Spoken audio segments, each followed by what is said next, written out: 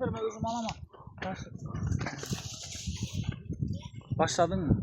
Hava. Selamünaleyküm arkadaşlar. Bugün gelen arasından biz hamza yetmedi basarız. Ne bu hayla? O çetine fiyat soraktım sen bana. Kerem mi? Abi Salaklar uza bas. Kerem ya salak zaten. İbrahim'le karmak taşak kopmaz yine. Yok Cillayt abi 3 karmak var. Birisi suda yattı, birisi 2 çekte yattı gibi. Bazı iyi bir çarı tutamız he var. Kerem doyduralım. Öyle ne diyeyim? Aç çakın bana. Ay tabii değerli. Aç çakın aç istegeler alma. Açak aç.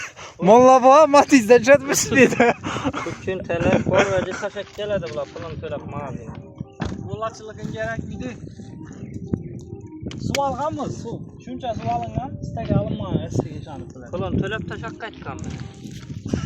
Tölep taşak et. Çasım töledik hayla.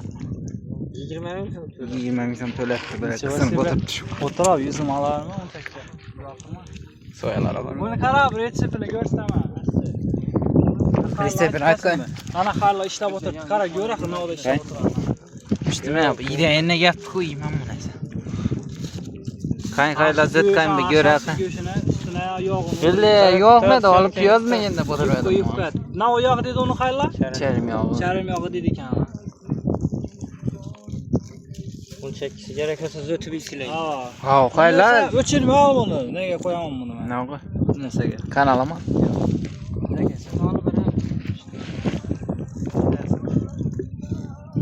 Sen iş ettin. Essa al bunu.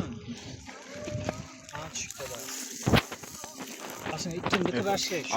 İyi sen ha. Bizim tamam para. Şam mı mı?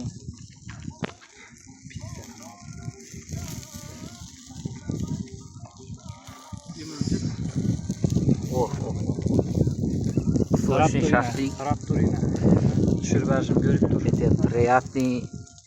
Приятный запах. Вкус очень вообще-то. Bilmez la. Mini rahat koymayalım. Kanka güzel. Yok minnet koymayalım. Geçirelim bulma. Çötki. Hatta 5 mutala. Nidürgeller. Görsü be ta vallahi.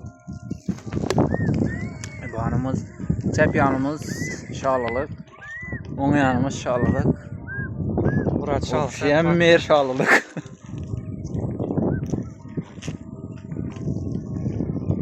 Yine imette Allah'ın adına görsün. Hayırlı oyla tapkan o kattı. Yok, ama